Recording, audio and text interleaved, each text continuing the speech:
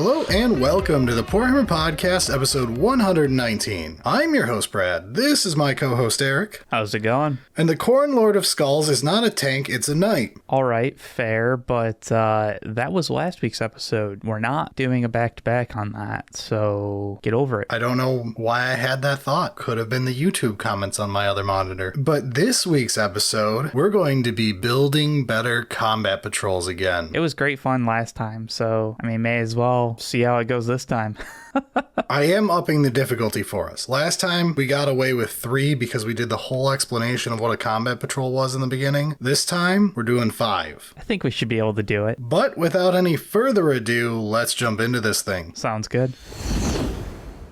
All right, before we just start rattling off our lists, we should probably explain the rules of engagement again. For a full rundown, you can look at our last episode on this topic where we did our first 3 lists. That was a pretty in-depth discussion on the rules and why we wanted to do it kind of thing. So for this time, here's our quick look at the rules. It has to fit in the box. You can't just willy-nilly throw stuff together. It has to make manufacturing sense. Which sounds obvious, but actually not trivial. The models must currently exist. We can't dream up new things. This is about current GW products that we can put into a combo box. The box should be a balanced list. You should have an HQ, a battle line unit, an elite unit, a centerpiece unit, maybe some other stuff, but at least those 4 should be present. And has to be within relation to the army itself. It's not like you're expecting a bunch of melee stuff in Tau. Though I'm not fully against us doing thematic combat patrols as secondaries. Yeah. But not for the general combat patrol for each faction. Seeing as these are discount boxes and the main way to get into 40k, we want them to cost at least 500 points to field. We do not want a situation, AdMech, Sisters, etc., where we've got 300 points in this box and it would take you infinity dollars to build the army. Yeah, it's pretty obvious that they've kind of failed the whole one box versus another box should be equal, but we can try and make it at least reasonable, and 500 points is a solid start to an army. And then since we're GW and we're a little bit on the evil side today, we're trying to think realistically. We don't want to just make this be a huge discount where, you get everything you could ever want for $160. It's never going to work like that. Brad from the future here. I was just watching a 40k VTuber, which I'll never live down admitting to, but he did point out something that is very important for what we've just recorded, as this whole episode we talk about MSRP that is all changing the day before this goes live. So all prices mentioned in this episode are based on last week's prices, not the one on GW's website today. I will now return you to your normally scheduled shenanigans. So looking historically at the combat patrols that existed during 9th edition and up until basically this week for Gene Stealer cults, the best discounts we've had for a combat patrol are nearing 50% discount, $300 at MSRP. So we're going to cap ourselves below that. Preferably 40-ish seems to be a comfortable spot where all the good ones tend to be. The ones that were 50-ish were a rarity, and there was something wrong to get to that point, be it points wise or rules wise, whatever. There was reasons beyond that forced that to happen, but I feel the 40% was these are the good ones, which still means we have over $260 to play with on each of these. Yeah, and that's our cap. We can go below it, but that's just to keep us from being too generous to ourselves, right? Because it's so easy to be I'll just put all of this stuff in, cram the box as full as possible, make it the biggest box that we can technically do, and hey, I won. And as a bonus rule to ourselves, we want to make sure this is a box that is good to buy more than one of. We don't want something ultra slanted where the second one feels bad. We don't want one where it's a named character where you would never want a second one. Death Guard. That's gonna be tough, but multiples is good. I don't think that we focus on oh, you want 3 or 4 of them, but you should want 2 of them. Okay, so that's kind of the rules. Let's actually get into the lists. Brad, what kind of lists are we actually looking at? Well, I was in a very chaosy mood this week, so I threw together 3 lists, all of which are chaos. Very different lists, though. Luckily, I did not do chaos, I guess.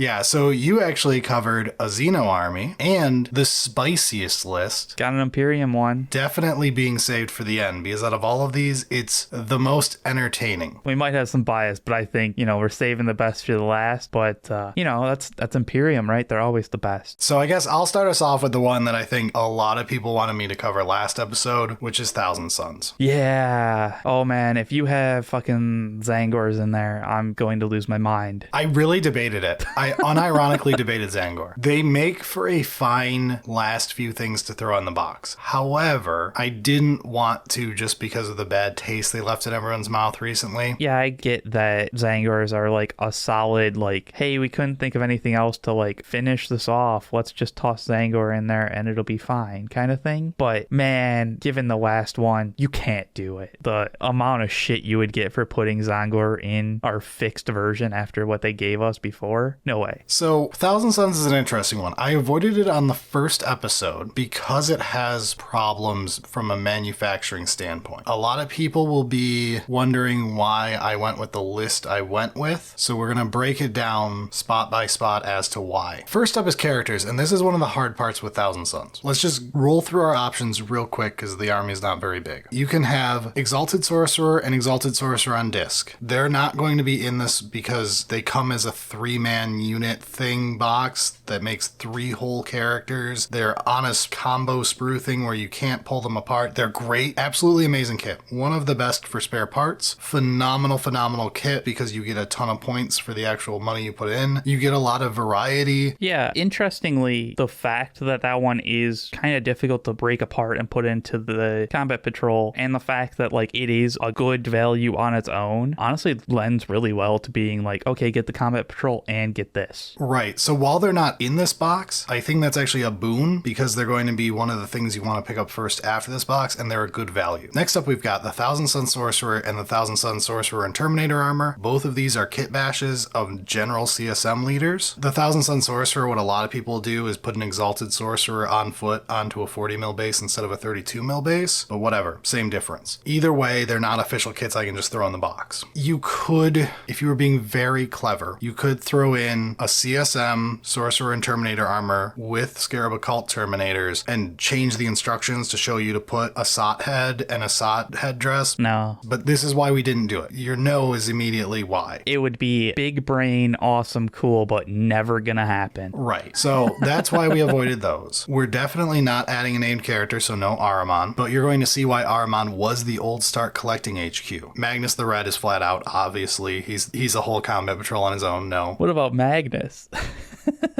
So that leaves us with the Demon Prince, which kind of awkward, but it's technically an option. It's really awkward because the new kit lets you build the Demon Prince with wrong heads so that you can theme them Khorne or Slaanesh or Nurgle. So it's probably not going to ever be in a box like this that's targeting the newest player. I'd have to actually like see the sprue. That one's probably okay. In the themed boxes, it won't happen, but it may happen for like CSM or for demons themselves. So that leaves us with 2 last options. A Zangor Shaman or the Infernal Master, which is currently the HQ in the Combat Patrol. And this is why it's the HQ in the Combat Patrol and will be for forever. Or the Combat Patrol will use Ahriman again and you'll be back to a named character issue. Or you get a new character at some point. Right, but he was our brand new character. Like, he's what we got as a solution to the problem. He's fine, but that's why we're locked in with this HQ. Now we get to the other manufacturing issue, which is you cannot give someone 5 Rubric Marines. It doesn't work that way. Yes, they're units of 5. Yes, you always run them in units of 5 unless you're doing like a big flamer bomb just because of how Cabal points work, blah, blah, blah. Right. You cannot put 5 Rubric Marines into a box because the sprue is laid out in a way where all 10 of them get built or 0 of them get built. One of the sprues like has all the guns. One of the sprues has all of the legs. One of the sprues has all the heads and the gun arms and stuff. So like you cannot just give them half of the box. Which sucks because now you've got, what, 210 points? Yep. That's where we get into the like, you either give people 10 rubrics or no rubrics. So a lot of people were complaining there weren't rubrics in the Thousand Sons box last time. So I put 10 rubrics in here. I do think that that is a perfectly valid complaint. Rubrics are your battle line. They're like the core part. Put it in the Combat Patrol. It's a fair complaint, but a lot of people have the solution of just throw 5 rubrics in there. You can't do that. Rubrics probably just need to be updated. They are like the last edition before GW figured out how to manufacture these sprues to like work best for combo boxes and stuff. A rubric remake in Primaris scale would probably be more correct to like be more Death Guard sized than rubric sized. Yeah, there's no reason that they can't redo rubrics in the beefier size, but I don't expect it anytime particularly soon. No, but it is one that causes heartache from a manufacturing standpoint, so I bet there is internal push for this. So we're locked into an Infernal Master and 10 Rubric Marines. We have 60% of our list tied up already. Now, to finish it off is where we get to play. I did not want to do the very obvious, boring thing of throw 5 sots in here and we're done. Also, I don't think that's even a discount by very much. Scarab Cult Terminators are good, and it's always going to be nice to have them, but I can understand wanting to do a little bit more and like branch out a bit, but there's not that much to Thousand Suns, so like, you gotta be careful. There really isn't. When I go through the rest of this, we've got generic CSM vehicles that we're not going to want to pick for the Thousand Suns box. We're going to get made fun of if we put them in the box. Rightfully so. We get Zongor,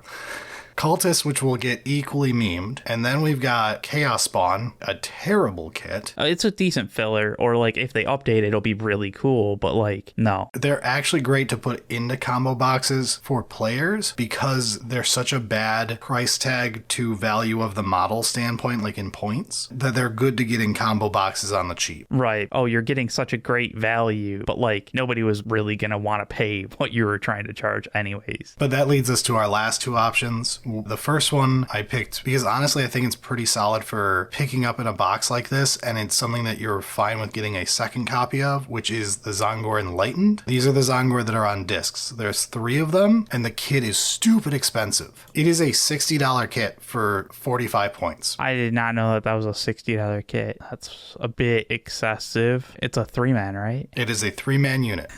They are a great skirmish piece. They're great action monkeys to throw around the board to do what you need to do and to die when they need to die, right? They're amazing from a gameplay perspective for that. The main problem with them is they just cost so much that a new player is not going to pick them up unless it's forced upon them in a combo box. Yeah.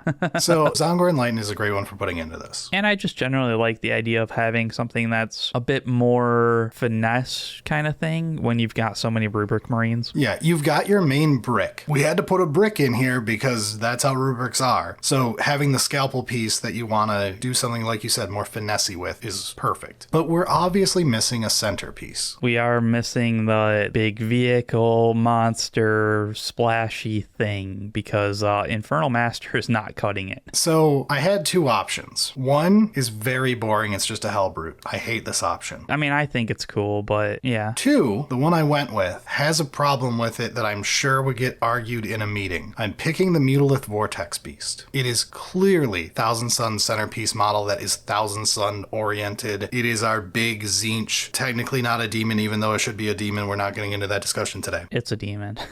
It is not a demon though. But like, yes. You look at that model and you're like, this is more demon looking than half of the demons that we have models for. Absolutely. But the Mutalith Vortex Beast does have an issue. And the reason it wouldn't be a slam dunk is you can accidentally build the Slaughter Brute. I am hoping that the option is available since I've seen several of the new combo boxes and stuff are coming with remade instruction manuals. I'm hoping that when you reconfigure everything into one book, you can take out the Slaughter Brute instructions and go, look, if they're stupid enough to accidentally build the thing we didn't leave instructions for in here, that's on them, Chief. I feel like it would depend on like, if it's just like, oh, here's a page, we just take it out, good job. Or if it's like, oh, we need to then reconfigure all of the spacing and all that stuff. But it is literally just don't put in the instructions for the Slaughter Brute and we should be okay. Though I do understand the argument you would get in the meeting where you were saying this is what I want to put in the box. But the Mutalith Vortex piece is such a great centerpiece to this. I'm sure on YouTube, Borrelia's got it up on the screen to show what the list looks like, but this is kind of flashy to have like the Mutalith Vortex Beast in the back, off to the side your Zongor Enlightened, and then right dead center your big brick of rubrics being led by an Infernal Master who's got his little dude he's summoning. It feels like a very thematic, hey, this is the entirety of Thousand Suns. You get a little bit of everything. Thinking about it, yeah, it does definitely seem like a great, here's your box art. there's a way to do that and make it look great. What about having 2 Mutalith Vortex Beasts, though? Like,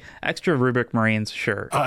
In 10th edition, we just got out of the meta where 3 Mutalith Vortex Beasts was correct, and now 2 is still quite good. In 9th edition, they were always a toy, but when you ran them, you wanted multiple. It's the problem with large models is half the time they're bad. When was the last time half the tanks in the game were playable? Other than this edition, a lot of them are. Yeah, it's kind of how having points works, right? Like, you have only so many points. The big model costs more points. Speaking of points, this actually works out to be a pretty good list. Like, it's 510 points. I specifically did not go too hard on MSRP. I didn't try to fit too much in here. This is a very believable list to ask for. Oh, yeah. You probably could toss in some other whatever, but I could basically just try to throw in like 2 Chaos Spawn or throw in, like another set of the Zongor Enlightened or something to have 6 of them in there. I could ask for something like that, but I'm being very believable with this. This is a fair list to ask for. It's 500 points. You definitely would be fine with owning 2 of this if you're new. Your second Infernal Master is a lot less good than your first one, but in general, not bad to have. 20 rubrics is about 2/3 of the rubrics you're going to want to ever paint in your life. But you'll probably get use out of them. Yeah. And the ability to run a 6-man Zongor unit, solid, or 2 3s to, get some board control. And 2 Mutalith Vortex Beasts is probably the number I would recommend if people are interested in the model to own. 3 is kind of pushing it, but there's nothing saying you couldn't buy 3 of this box. But you're gonna really want Mutalith Vortex Beast. You're gonna have to love that model, right? Yeah, but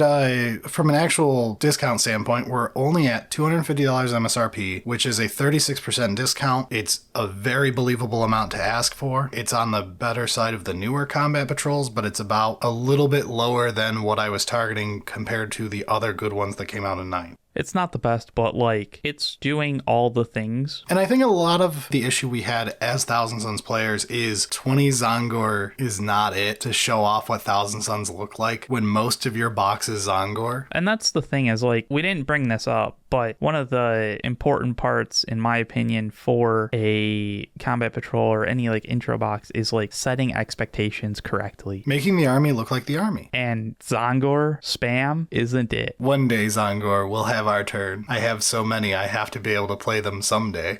So yeah, I think the list that you've got with, the rubrics, the Infernal Master, a couple Zongor that are unique and interesting, and then a big centerpiece with the Mutalith Vortex Beast is a good representation of what you're trying to do. The only other things would be okay, now you're going to look at getting some more specialized characters or a Rhino or something like that. But you don't want that in the box. Yeah, but that's enough of Thousand Sons. Let's move into your first list. I think this was probably the most simple to throw together. Yeah, so I went with Votann. As much thought as you had to put into Thousand Sons, I didn't really have to do for Votann other than checking prices, I assume. Checking prices was the biggest problem. It's difficult to get to 500 points, but not be $310 or something like that. As it is, I'm definitely on the higher end. This is definitely the most expensive box we threw together for this episode, but it's kind of fair because it's the newest army, so everything has bloated prices. Exactly. This just be how James Workshop do. Yeah, it's a bit weird to do this one because the current box is not terrible. It's not. I think it's short of Sagittar. Yeah, basically. It's not a terrible box by any means. It's not the worst of the edition. I think it just didn't accent its original launch box well, which annoyed a lot of people. Yeah.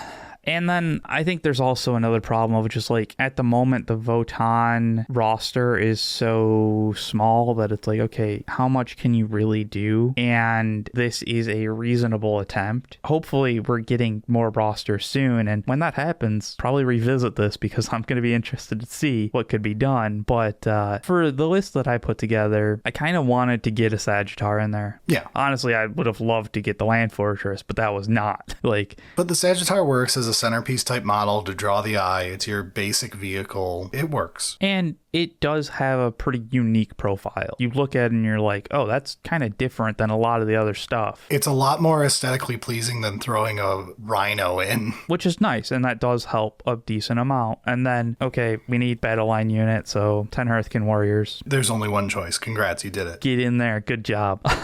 Then the tough part then came down to the rest of it. And as much as I wanted to play around with like the other characters, you know, the Brokir Iron Master, Champion, or Grimnir, they just didn't really fit into the whole cohesive band kind of thing, especially when you were looking at getting a secondary box of it. And it has the other problem of they're all more expensive than the call, physically speaking. We're already asking for a lot from the bean counters here. Yeah, so ended up with the call. I'm not particularly thrilled by this one because the call builds into the named one, Uthtar, which like is fine, but it's just not something that I particularly enjoy. We try to avoid characters that can be built wrong. Right. Part of this, when you look at what GW is trying to move towards in Combat Patrols, is not having a character you can screw up. Luckily, the call being built as the epic hero isn't terrible. Other than the fact that he's a terrible character from an actual like gameplay standpoint, but that's not a real problem. Right. Like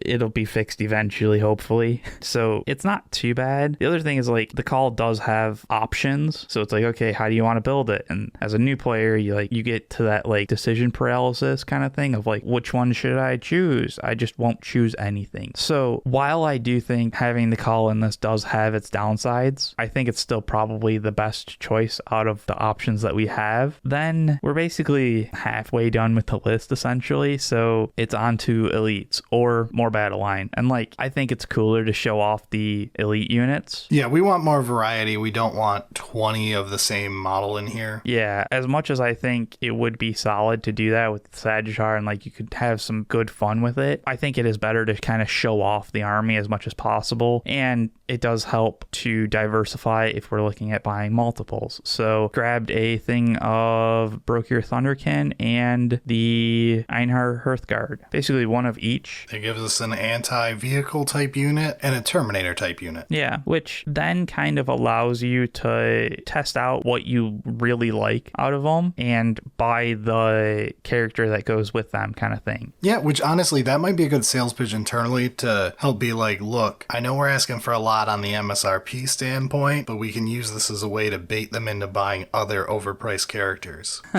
Which you likely would because, you know, they actually play really well together. It's kind of how Votann works. And at the same time, even without the extra characters, they'll still do their job. They're still elite units that handle correctly, essentially. All right, so what are we looking at for the actual bottom line here? What do we have to convince the bean counters is okay? Yeah, so we're up at 285 MSRP, which is below our like maximum 300. But above the comfort standpoint, we'd like it to be 40 or less, and this is 44%. Yeah, this is about 44% off, and I could see there being some pushback. At the same time, it's a very expensive army like Gene Stealers, and part of 9th edition's Gene Stealer boom was you could afford the army due to the discount box. Right, and I think the pricing is why the current box is the way it is, because that just kind of like works out a little bit better. But again, I don't think this is too much off, while at the same time, you can kind of be like, well, they're going to buy this box. Maybe they'll buy two, because it's still solid, and they're also going to buy some more. Like, they're going to buy a couple characters. Maybe we'll even sucker them into that land fortress. Till they see the price.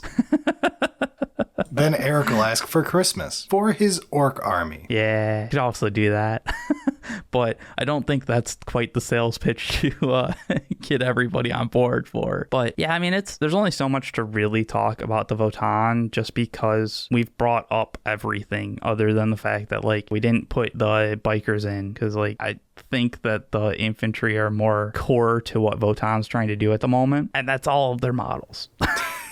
That's basically it, yeah. So I do want to look again at Votann once more is released because then we'll get, one, we'll have more options, and two, we'll finally get a feeling for how GW is going to be pushing Votann forward. At the moment, I feel like would be the premier combat patrol for my enjoyment, but I think that's about it. So you want to go back into Chaos? Yeah, so I've got 2 more in Chaos, and I might as well do them before we bait everyone into your insane Imperium one. All right.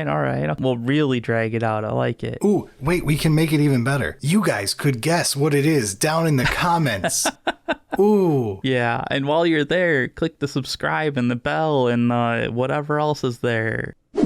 Hello, Brett from the future here. I just want to apologize cause this was awful. I swear we'll never do that again. And to compensate for our sins, we're gonna increase Beryllius' payment. He'll now receive an extra meal in the afternoon, in addition to the breakfast that he already gets in the morning. I'm sorry you all had to hear that. It was impossible to cut due to technical difficulties. It was definitely not our editor saying, if I have to hear this, everyone also has to hear this. Don't blame him. That's it. Bye.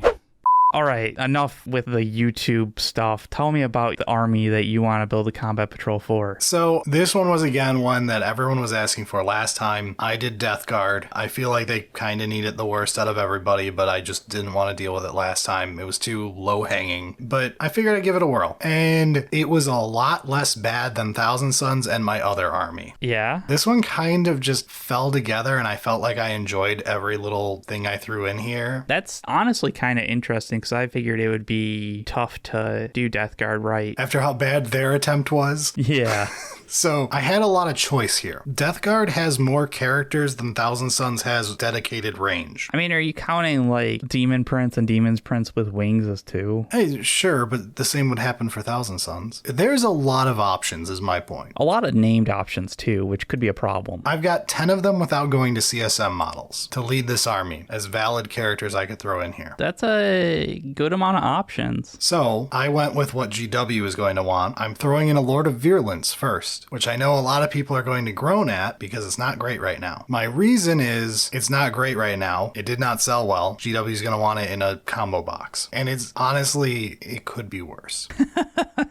That's stellar salesmanship right there. The model itself is neat, so... Correct. From a casual standpoint, there's nothing wrong with it. And like the power of the actual data sheet can be changed. I actually think in 10th it's not embarrassing. In 9th it was embarrassing. But we're throwing that in to start with, and because it's here, obviously the first thing I threw in is something for it to lead, so I don't break my rule of having leaders without things to lead. Fair enough. So I had to choose between the Terminators. And I'm sorry, I know Death Shroud Terminators look better and are cooler. They are so much cooler. But Blight Lord Terminators have more synergy with the Lord of Virulence, and they're still fine. Like, there's nothing wrong with them. I accept that. So we've got a Lord of Virulence who can lead these Blight Lord Terminators. Now we have to make sure we fulfill putting a battle line unit in. So Plague Marines, get in here. 7 of you, because that's just how that kit works. Oh, is it? Okay. It's a kit of 7 because meme number. It was right in that phase of like, you can see them figuring everything out of like Thousand Sons, manufacturing issues, and the last thing in the old Marine scale. Death Guard, the first thing to occur in that weird era where they were like combining sprues so that would never be sellable again, and all sorts of problems. Really bad, easy to build kits. Which, like, hilariously, if they had made the units a group of 7 and a group of 14 or something like that. Yeah, but it's 5, 7, 10, and 7 had to get added because they forgot that it was a meme. Yeah, right. It was only 5 and 10 originally. That makes the box dumb. And I get why you don't do, oh, hey, just have 7 and 14 because, like, that's how the box is and you've got a special number. That makes balancing the rest and, like, the expectation of battle line is like, hey, you have 5 and 10. So, yeah, whatever. So the nice part of this is between Blightlord Terminators and 7 Plague Marines, you can get a lot of variety in guns and stuff to have everything feel very kill teamy, I guess would be the word. Like, everyone feels a little special. Yeah, I was going to say, the Plague Marines have a bunch of options. I don't know how much you get in the actual kit, like, to do kind of thing, but, like... Yeah, so you get to play around is my point. And then we've got to have a centerpiece model. Yeah, you've got a core group of Death Guard that are just going to blob and be Death Guard-y. So the Plague Burst Crawler was not happening. Oh, if only. It ain't gonna fit in here. It both has the price issue and looking at it, honestly, it looks like an absolute terror for new players. It does have the nice part of it plays the best with Lord of Virulence. However, However, I think it's a good sales pitch to give you the Lord of Virulence, not give you your Plague Burst Crawler, and then you want to go out and buy the Plague Burst Crawler after you've bought your Combat Patrol. Yeah, I feel like the Plague Burst Crawler also runs into issues of just like you're gonna be too high of points. Yeah. Because it's like almost 200, I think. It's a lot of points. You're right. I would have had other issues, actually. So the other one I didn't go with that's a centerpiece is the Mephitic Blight Hauler. Reason being, it's a little small for a centerpiece, and it's only $29 MSRP because it's an easy-to-build kit. Oh, and it comes in by itself, right? Yeah. So I didn't think it was worth throwing in here. It actually makes it kind of a terrible discount box. Well, because like really, like if you were going to put it in there, you'd have to put 3 in to make it like a centerpiece. I see what you're saying. It's doable, but not really. So the point is, the obvious final one to do is the Foetid Bloat Drone. Pretty sure it's just fetid. Oh, is it fetid? Why is there a fucking O? I think it's just British. Oh, is it? I could blame the French. I could be completely wrong. That could be an actual different word, but I thought that was just like GW, British, whatever. I think it's just fetid.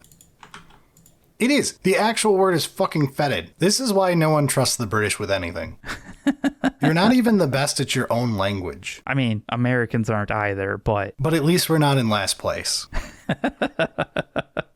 you're not wrong. But the Fetid Bloat Drone actually looks like a really nice centerpiece that you can put near the back. It still stands out as much taller than everything else. And it's not like overbearing like the gigantic Plague Burst Crawler would be. It's actually interesting that the Fetid Bloat Drone is like, it's pretty tall. Yeah, it stands pretty tall, yeah. It's not like obnoxious, but it's a solid centerpiece is basically what I'm saying. Yeah, it's small compared to other ones, but it's very vertical. So we've got some points left, and I wanted to up our MSRP a bit because I didn't want this to be like a terrible value. So I figured the Plague Marines don't have something to lead them. And I feel like your battle line unit probably should be leadable. If you can do it, it would be nice, especially for Death Guard. Yeah, Death Guard also has all the leaders who can like double up. So giving you an extra leader and showing that they're a very leader heavy army, at least on paper, is probably correct for setting expectations. So I threw the Tallyman in there, partly just because I think the Plague Marines get a bunch of fun melee options, and the Tallyman's one of the better melee leaders.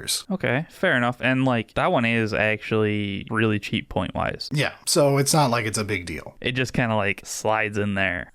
So all of that together, Lord of Virulence, Tallyman, Plague Marines, Blight Lord Terminators, and Fetid Bloat Drone works out to be 253 MSRP, which is almost exactly the same as my Thousand Suns one 36% discount. I don't think you'd have any issues getting this one past the bean counters. I honestly think this is a near best case scenario to ask for a combat patrol with like balancing being realistic and getting a good combat patrol out of the deal. Yeah, I'm just thinking like, okay, the first one, yeah, definitely. I think the second one's still good. The second Lord of Virulence is a little more awkward. That's where I was wondering, like, is there a way to do something with that isn't actually, cut these things, snip these things, grab some other stuff, like, is there an easy? I would say since he's Terminator sized, you chop the arms off below the shoulder pad and put some of your spare Blight Lord Terminator stuff together to make a Lord of Contagion, which the official Lord of Contagion kit isn't sold anymore. You've got to buy, what's his face, the named one that was in like a promo set, Lord Filthius.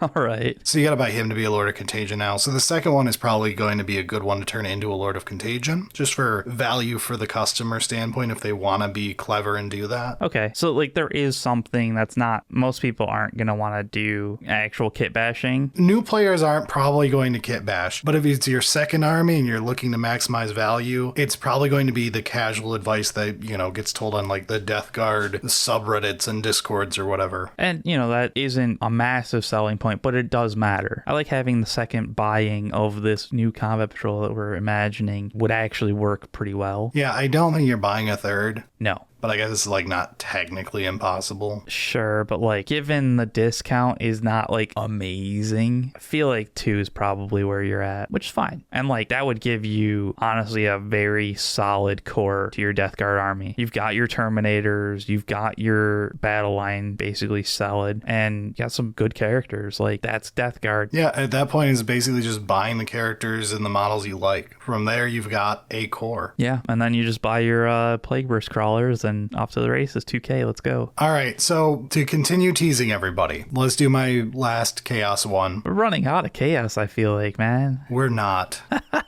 Not by a long shot. So Demons was the final one for me, and I thought I was going to be clever. My original intent was to reimagine Demons as a Chaos Undivided Demon Combat Patrol to be more accurately Demon Combat Patrol. I give the Demon Combat Patrol shit because it is the Khorne Combat Patrol. I mean, it very much is. It's not a terrible combat patrol, but it's Khorne. Like, I mean, it's honestly pretty solid just to have one of if you're playing it, but it's Khorne, which honestly, I figured you were going to go like, okay, we've got the Khorne one, let's make the Slaanesh one. So that's where we ended up. But first, let's talk about my original plan and how it fell through. I still think I will attempt this later, but for right now, it was kind of a disaster. I tried throwing together Chaos Demons Undivided, and I learned why we got the Khorne one.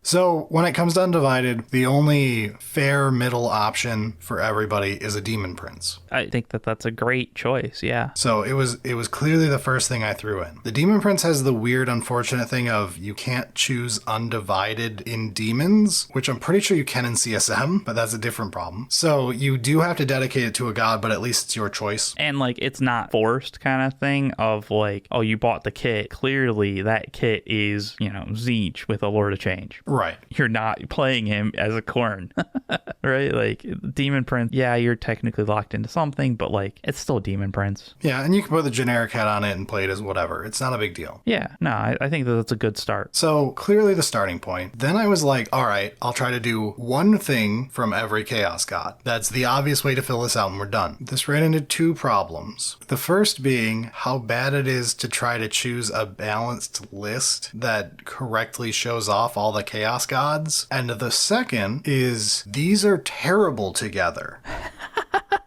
Chaos Undivided doesn't work. It's not in a spot that you would traditionally look at and say, yes, that is a balanced army. Like, looking at it, I was like, all right, clearly for the battle line unit, we go Khorne because it's the most classic, this is what a demon battle line is, even though Bloodletters are the worst battle line unit I have ever put together in my life. Maybe you would choose Nurglings just because, like, hey, everybody loves a Nurgling. Nurglings are weird because they're like the OC0, they're not the choice. I think you're right with just take the Khorne battle line. It's gonna show off Khorne. And Tzeentch is basically banned from this because of how horrors work. I don't know how you build a Tzeentch combat patrol with how horrors work. Why? Because you can't just give someone pink horrors, because it splits. Oh, huh. I mean, I guess like you just give them the blue horrors. Sure, I guess you could do just blue horrors, but like that's not the Tzeentchiest thing. It's not, but it's not that far off. It's not great. Yeah, this is where we get into, it's probably going to have to be my choice when we do a Tzeentch one, but this is why Tzeentch was banned from there. So Khorne was for that, and then I was like, Slaanesh, I want something to show off the fast stuff, so I guess we'll just do Seekers. And then we got to like Nurgle, and I'm like, well, I'm not going to add in more basic battle line units, so the Plague Bearers are out. Nurglings are essentially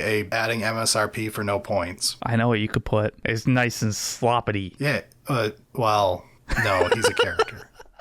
So I did a Beast of Nurgle, and then we got to like, what do I add in Tzeentch now? Because like that was my elite choice. I still don't have a centerpiece really, other than maybe the Demon Prince. I mean, the Demon Prince, I think, is a reasonable centerpiece. And I was like, well, maybe I do the Chariot. The Chariot is a nightmare to explain to a new player. A, it blew my MSRP out of the water, but B, the Burning Chariot, for those who don't know, either makes the Fate Skimmer, 3 blue horrors, and an Exalted Flamer of Tzeentch on foot, or makes the Burning Chariot of Tzeentch, 0 or 3 blue horrors because they're an optional thing, and a Changecaster. That means you get an HQ in this no matter how you cut it, and it's real awkward to explain to a new player. It's a great value kit. It's part of why the Tzeentch Star Collecting was really good, but it's not fitting in here. It's breaking like 10 rules. And then I was looking around at like redistributing the list, and everything fell apart. The more I started playing, I started realizing exactly why we got Khorne. I feel like there is a way to get there. There is for the individual ones. When you try to mix and match, you just show off how bad Demons is as an army. Like, it is not focused, nothing affects each other, everything is terrible. And you also run the issues of like price and points are like just gonna be such a pain in the ass to actually figure out. Because like realistically, each god doesn't have that many options in Demons, ignoring characters. It's a pretty famous famous complaint of mine. So, like, there's only so many knobs that you can turn to get to a Chaos Undivided Combat Patrol that's any good that you would maybe want two of. So, Undivided, thrown out the window. So instead I was like, screw it, it's my favorite army. Why not just do this for,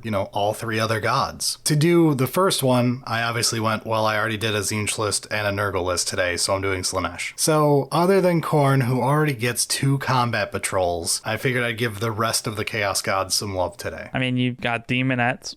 Yeah, so for Slaanesh, we obviously start off Battle Lion Demonettes, solid, in there, done. The real problem becomes finding a leader. Yeah. I mean, you've got a few options. Which ones do you think I have, Eric? Here, I'll share you the demon page. Tell me which Slaanesh demons you think I can use to be a leader here and not break one of our rules. Yeah, wow. Shalaxi is named. Selesky is named. The Mask. The Mask is a named character. It's not generic. So we're left with either Demon Prince, which we're not doing, Keeper of Secrets, which we're not doing, or we've got the Transweaver or Torment Bringer, which is the Herald of Slaanesh. Here's the problem. They're exactly like the Tzeentch Chariot kit, where you can either build the Foot Hero and an unnamed chariot, or the Chariot Hero, so that one's probably not going to work. So we've got 2 last options. I can either put in an Infernal Enrapturous or a Contorted Epitome. Yeah. There's a lot of named characters in there. Yeah, I think that's about it. Yeah, welcome to Demons. We are 90% named characters and 4 kits. The Infernal Enrapturous didn't seem very good looking at it. It's basically a medic in 10th edition. That's not terrible. But it's a medic for Slaanesh demons who will not be alive after first combat. Yeah, it's just like, it's fine, but not really. Again, expectations, if you put a medic in, is going to be weird when you actually are like playing Slaanesh demons and shit just trades and dies. Yeah, so I went with the Contorted Epitome because I ran out of options, even though it's not my favorite kit to put together, but nothing in Slaanesh will be. All right, fair enough. So Demonettes, led by a Contorted Epitome, first part solid. Rounding it out, we just throw the rest of Slaanesh in here. So Seekers go in, Fiends go in. Okay, we're out of Slaanesh units. So this gets into the final problem. We've got to throw a Chariot in here, and the Chariot kit is A menace, and B, it's really weird how it works. Are you ready for this, Eric? You could tell me, but I'm worried that you're going to say something about like the Hellflayer being like smashed in it. What do you mean smashed in it? Like part of the kit for the normal Chariot. It is one kit that makes either Chariot. Is it really? Here's the fun part. The one that GW doesn't show you is the only one that's a character anymore. The Torment Bringer on Exalted Seeker Chariot. Do you know how you make it? You need 2 kits. That's fantastic. So to make the full Chariot, you need 2 copies of the Chariot kit and then read the instructions on how to Voltron them together. In like actual instructions or like online? That's the real instructions. You're telling me that like GW instructions are buy 2 of this thing? Yeah. This is why Demons is a living nightmare, and that's why they don't tend to focus on it, because half the range is older than AOS, which is when GW started being good at doing things. So I threw in an Exalted Seeker Chariot, and I said might as well be the character one officially speaking, just because it's a party bus that gives buffs and actually hits a lot, but if you build it wrong, no one cares because we've got our fallback of the Contorted Epitome. Sure. And 2 copies of this kit is not very expensive. It's a $35 kit, which is why it's not very expensive, because they expect you to buy 2 for every chariot, or you build the 2 mini chariots. This combat patrol would need to have their instructions updated. Yes. Like, it would have to have a completely unique ground-up design to make this work, because anybody who buys it as a new player is just going to build 2 things. Look, spoilers here. About 80% of the demon range is online only at this point. We're sweating. This is what Harlequins got before they got Fetus Deletist. But, like, you can't delete demons. You can't, but GW is very stupid. So I don't know what's happening, but I can tell you why we got the Khorne Combat Patrol. Yeah, it'll be interesting to see if the other ones, Nurgle and Tzeentch, are going to be better to figure out. I'm sure Tzeentch is going to be super easy. Nurgle's the easiest out of the 3. It's the only one that you could pick instead of Khorne, but Khorne is more classic what a demon looks like to a new player, whereas Nurgle just looks like zombies. Especially if you're not really trying. Like, look at the old Death Guard Combat Patrol. It's like, yeah, there's like Terminator things and then just a bunch of zombies. Yeah, if we're being honest, the best player place to put Tzeentch and Slaanesh is hidden behind a curtain and hope nobody notices. They're very old kits. So are the Bloodletters. They're a terrible kit, and the Bloodletters need to be updated, GW. But the rest of Khorne is fine. Yeah, I mean, I guess like if we had the rules all fixed and like they did things in a way that shows like the combat patrol that you've put together with, you know, Contorted Epitome, the Tormentor, Exalted Seeker Chariot, Demonette Seekers, and Fiends. It's a good combat patrol. It'll show off what you're trying to do, but like... It's over 500 points. MSRP-wise, I didn't even do too bad. It's 265, so it's a 39% discount. Stayed under my 40% mark. Honestly, if you ignore all the logistic problems, like if you just looked at the list, the price, and, you know, the discount expectation, this is great. It's solid. 2 of this is not a bad start to a Slaanesh faction. Like, you're probably going to want more Demonettes because Slaanesh players tend to just love Demonette spam, and you'll probably want to spend the rest of your time collecting a bunch of named characters because that's all there is in Chaos Demons. But this is basically the whole range for Slaanesh. It's a solid start. Disappointing to hear about all the logistic problems on why it's unlikely to happen, but very, very interesting. All right, we have teased everybody for long enough. Eric, reveal your secret assignment you gave yourself that I decided we were doing this episode as soon as you said you wanted to do it. I am going to show you an Imperial Knights combat patrol with a little twist to make it actually possible. I loved this. Yeah, so I mean, they've kind of been pushing a bit more the Agents of Imperium. So what if we took Knights and Agents of Imperium and made a single combat patrol that could potentially maybe work? We found issues because I also did this. As soon as Eric had the idea, I was like, well, now I want to play. We came up with very similar lists in the end, but I think we both ran into the same problem. To be fair, there's always going to be a problem. Like, this is a Knights anything at about 500-ish points. You know, smaller games. Knights already have problems at 2K point games. So, like, just inherently, there's going to be issues. There's a second issue, which is Agents of the Imperium is not real and it can't hurt you.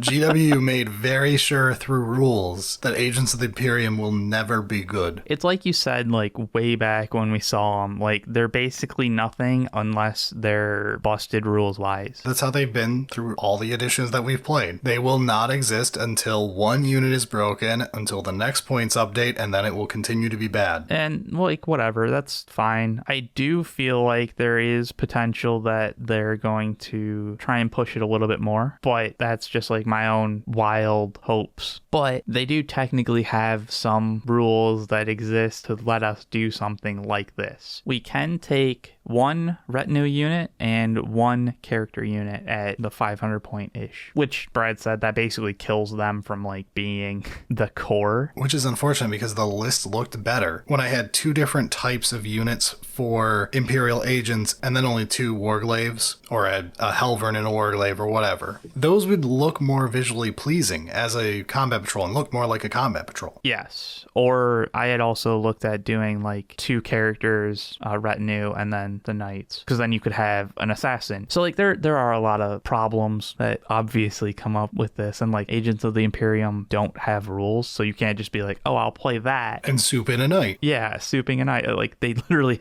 don't have rules. The only rules are you can only take 1 or 2 or 3 of them. But all that said, it's not impossible to do in a weird way. So explain to us the list. The list that I came up with is 2 Armiger Warglaves. Sure. And Armiger Helverin. Which is possible. We double checked the sprues line up. You can give odd numbers of Armigers. It appears GW has done this in at least 1 box in the past, so we're good. Yeah, this was one that I was like, without being able to split them in half, I don't think technically I was able to put something together, but it was not even remotely worth anything. Since we can split them, we can have 2 Warglaves and a Helverin, or switch it up, whatever. I feel like the Warglaves are a bit better to have as the 2 of originally, because they kind of look cooler to me. Then for the Agents of the Imperium, I went with a squad of Subductors. Eric, what the hell is a Subductor? So these are the Exaction squad, but built with like shields. But built different, built wrong. Essentially, yeah. It's interesting how terrible these units actually are, especially for their point cost. They're like 110 points. They're 3 toughness, 1 wound with a 3 up save. They don't really have, they've got a pistol, and then they've got a hammer that does 4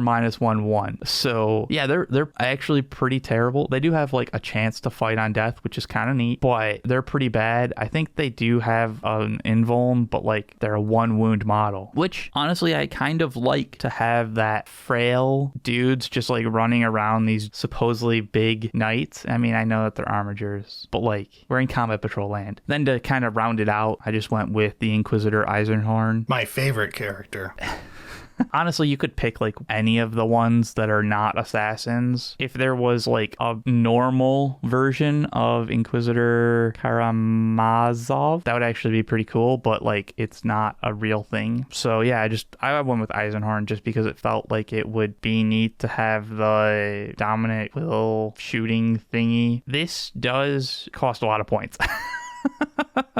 Yeah, my version was more minimal, and I still had the same issues as you. I went double Helvern Warglaive to save 10 points, and instead of doing the subtraction squad or whatever they're called, I did Inquisitorial Henchmen, the new kill team, and I did the newest Inquisitor, Kyria, just because most of the Inquisitor kits are ancient and look like garbage. So I went with the newest one for the simple fact that it looked the least bad. Yeah, she's not like doing anything particularly special for the rules wise, but like none of the Inquisitors are. Yeah. So I had 2 reasons I didn't go with the henchmen. One, I think the subductor squad's actually just worse. I think it'll play better. Yeah, I was trying to minimize points though, because again, you shot over 600 points and people despise knights. Oh, absolutely. My original list was actually pretty solid looking I had the exact same list, but you drop one of the Helvern. So it's a Helvern, a Warglaive, your Inquisitor with their henchman squad. Then I just did the Rogue Trader with the Voidsman for a unit to lead. And it looks really nice on paper. Like when you actually look at the units next to each other with 2 knights in the background, you're like, this is a cacophony of random Imperium allies. And you could throw off like Allies of the Imperium box set or something. Like it sounds great. It's got the weird eclectic theme of all the offshoots of the Imperium. Great idea. Not legal. No, it's hilarious that you bring that up because I also was looking at the Rogue Trader Voidsman as like, okay, that'll be kind of like the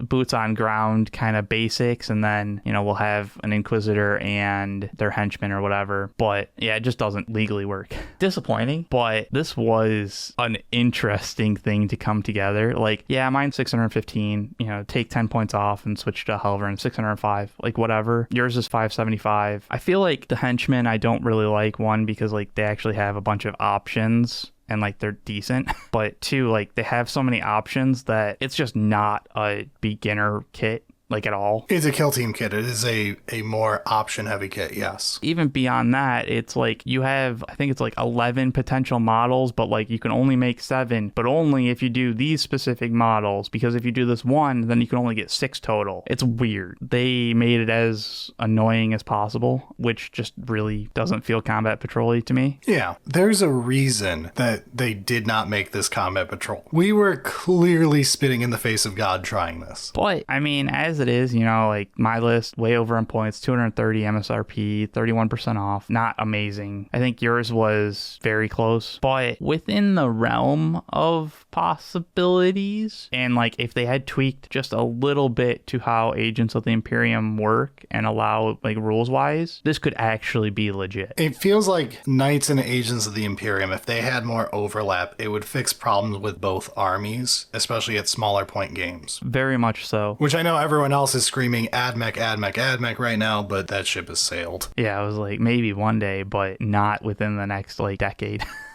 I think GW is just regretting making AdMech at this point. Probably. But I would be on board for seeing a bit more of the overlap. But it feels like they're going to be doing more with Agents of the Imperium. I just don't know if it's going to be like, oh, let's make it more soup, or if it's going to be like, oh, let's grab the other parts and make it a real faction. I have no idea what they'll do with that. But this combat patrol will never happen. Out of the other ones that we've done, we try and keep it realistic. They're mostly updates and like a hopeful future. Not so much trying to make them the best thing ever, but believable yet still a better outcome than we could hope for. When you brought it up, I had to double check if you would be able to make an agent a warlord. And you can, but I had to go check all the rules. Yeah, it's just not the assassins, which it is kind of wild that you can do it at all with the amount of restrictions that agents of the Imperium have, just because partially they just don't have rules. But yeah, they can technically be your warlord. There's no rule that says you can't have an agent as a warlord, just like there's no rule that says a dog can't play basketball. You're not wrong. All right, well, that is definitely the most fun I had putting these lists together, just trying to do that whole insane idea of making knights playable in combat patrol. That was really fun. The fact that you brought it up and my first reaction was to open New Recruit and see if it was possible myself, that's a sales pitch for an exciting episode for me. It was almost like I was kind of hesitant to bring it up because I was like, this could just be like in the rules, obviously you can't do it. And then I'm just going to look like, you know, egg on my face kind of thing. But I was like, no, I don't think there is anything. I have to bring it up. It's just too good.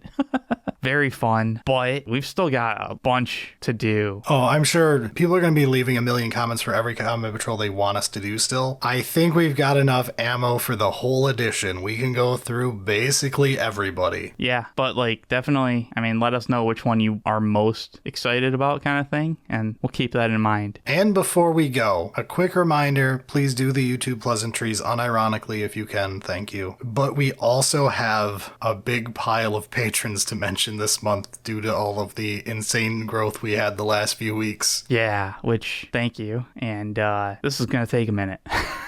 So let's start off strong with 4K Fart, 99 Nines, Adrian Franke, Alex Fuja, All Nighter, Andreas, Andrew Kubikek, Bedlam's Nemesis, Beth Jesus, Cameron R, Christopher Gargliano, Chroma Vale, Craig Judge, Cube 1359, Dash Gaming, Devin Voiles, Dominic Colasico, Dragon Egg, Duskers, Edward Lawrence, Ellis Corton, Ethan Gerard, Ezelvor, Finn Smileys, Gathering Clouds, Gyarados, Happy Brontosaurus, Hyperion TV, Yayan, Iron Father, Jacob Gibson, Jarrett Perna, Jaden, Joel, Kalex, Kevin Koklow, Kyle the Warrior, Lucas. LeBloop Loop. That one got me.